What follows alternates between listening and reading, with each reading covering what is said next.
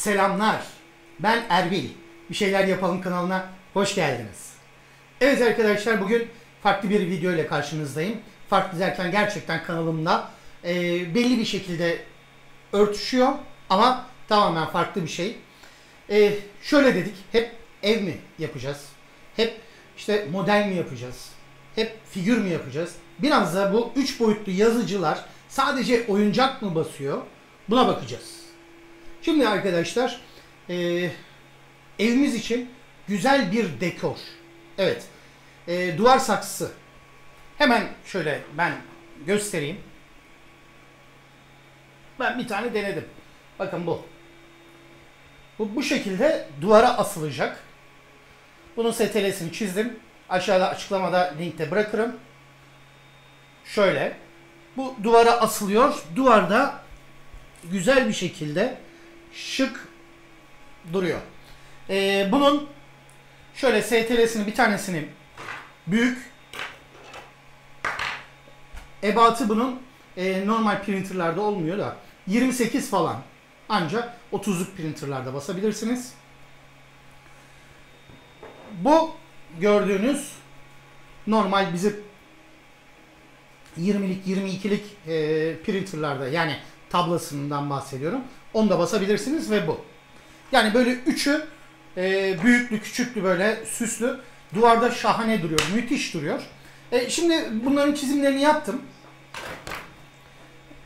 Thingiverse'e yükledim.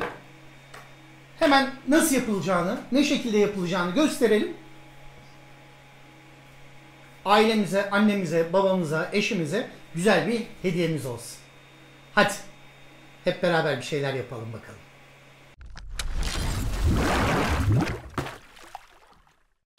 Evet arkadaşlar, ilk olarak camcıdan cam kestiriyoruz. Şimdi nasıl bir cam kestiriyoruz? Hemen şöyle bakayım. Şöyle göstereyim ben size. Bunun çevresi, yani dış çapı 28 santim. 28 santim bir yuvarlak cam kestiriyoruz. Camlar şöyle göstereyim ben size. 2 milimlik camlardan kestirdim. Bunlar şey camı diye geçiyor. Fotoğraf çerçeve camı diye geçiyor. 2 milimlik cam kestirdim.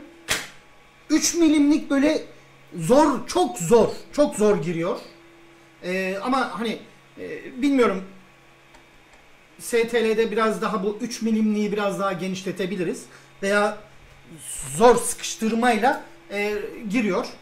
Hani STL'de birazcık bunu böyle büyütürseniz kesinlikle 3 milimlik cam da içeriye girer. Şimdi bunlar şu şekilde. Hemen şöyle göstereyim.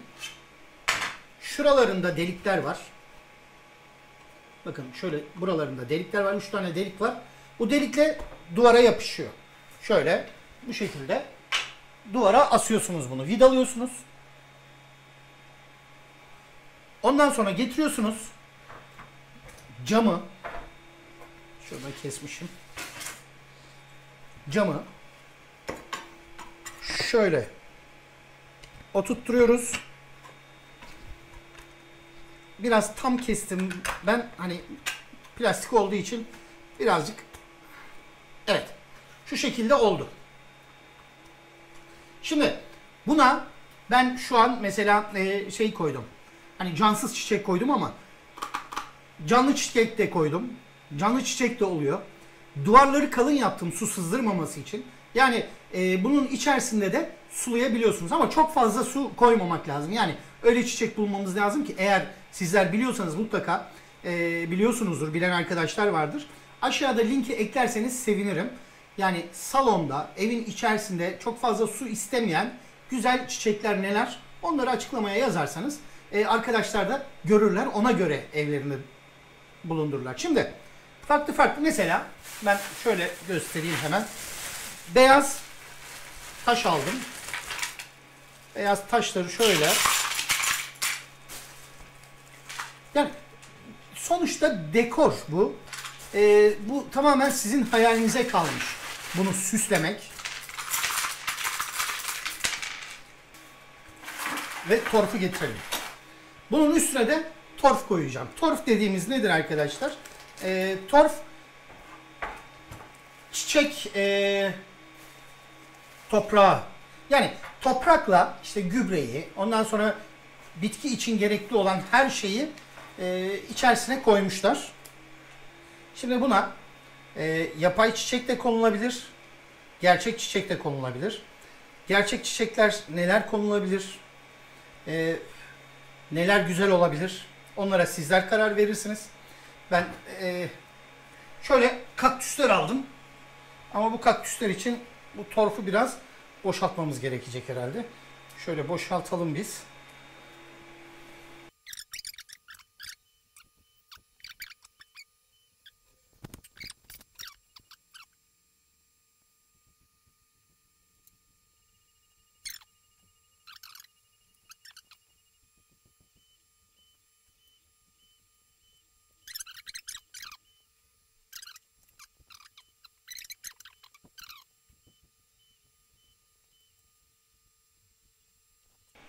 Yani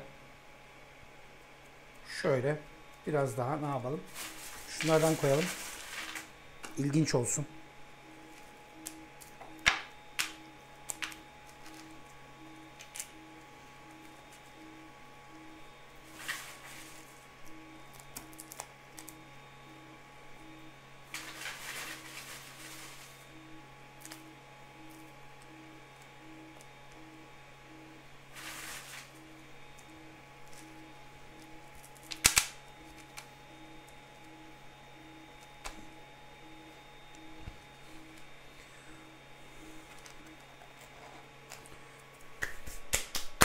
Evet.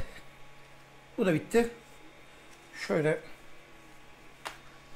duracaksa koyalım. Evet. Bu da güzel oldu. Benim hoşuma gitti. Bunun gibi şimdi büyüklere de geçebiliriz. Büyüklere de geçebiliriz. Küçüğe de geçebiliriz. Büyüklerde şu şekilde tabii şuralar delikler var. Bu delikleri kapatarak buna da yapay çiçekle, yani şurada elimde bir sürü yapay çiçekler var. Yapay çiçeklerle artık kendiniz bir şekilde tanzim edersiniz. Bu çiçekleri çiçekçiden aldım. Plastik çiçek bunlar ama gerçeğe gerçekten çok yakın. 5 liraya aldım tanesini. Yani şu 5, 10, 15, 20, 25 liraya aldım. Bir sürü elimde oldu.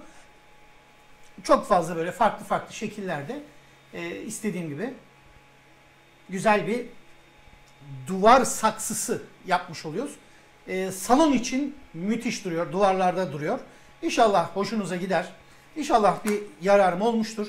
Dediğim gibi aşağıda linki paylaşacağım STL'lerin. Beni izlediğiniz için teşekkür ederim. Kısa bir videoydu. Ama hani böyle güzel bir şeyi sizlerle paylaşmak istedim. Çünkü bunların fiyatlarını internette gördüm. Çok yüksek fiyatları var. Çünkü farklı bir dizayn, farklı bir oluşum olduğu için fiyatı çok yüksek. Ama sizler bunu ucuz rakamlara rahatlıkla yapabilirsiniz. Teşekkür ederim. Beni izlediğiniz için. İnşallah umarım beğenmişsinizdir. Lütfen abone olmayı unutmayın.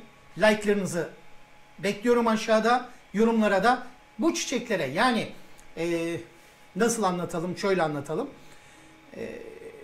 İçerisinde, salon içerisinde çok fazla su gerektirmeyen veya çok fazla su gerektirmeyen çiçekler neler? Neler konulabilir? Mesela bunlara sarmaşık falan konulabilir. Çok güzel olur. Bilmiyorum hani içeride sarmaşık yaşar mı ama böyle sarmaşıkla bir şekilde, mesela şunu bakın, böyle aşağıya doğru sarkması, sarmaşığın aşağıya doğru sarkması çok güzel olur. Bu kadardı arkadaşlar. Teşekkür ederim. Görüşmek üzere. Hadi hep beraber bir şeyler yapalım.